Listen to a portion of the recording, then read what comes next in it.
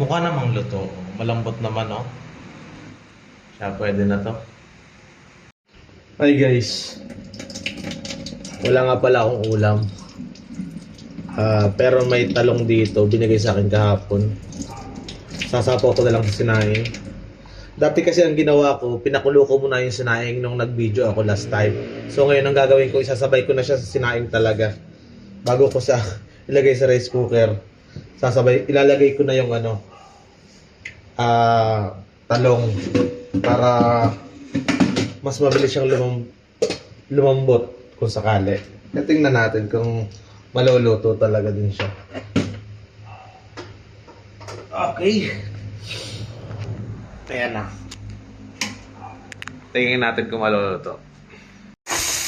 Partner natin ng bagoong balayan yung ating talong para masarap.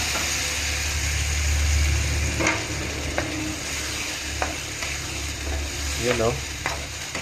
Na-miss ko to. Bagoong. Lagan lang natin ng bitsin kasi ito ay maalat. Ayan.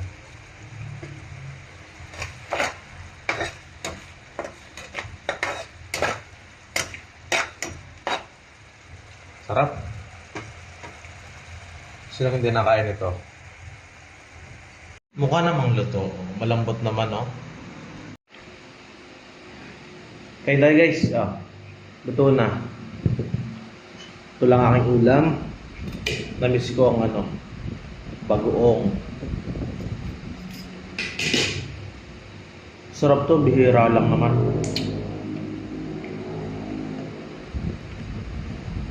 Hindi naman pwedeng lagi din karne.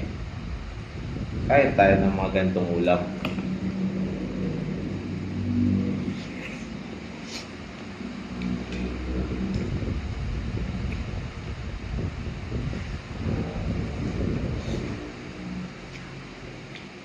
Sarap.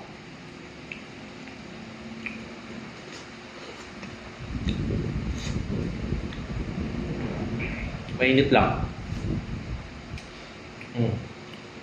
Kayo gana kayo ng bagong? Sarap kayo ng bagong. Huwag lang lagi. Baka naman kayo sakit sa bato.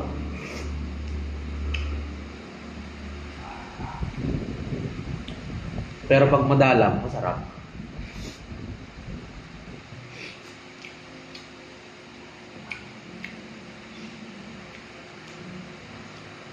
Oh, init.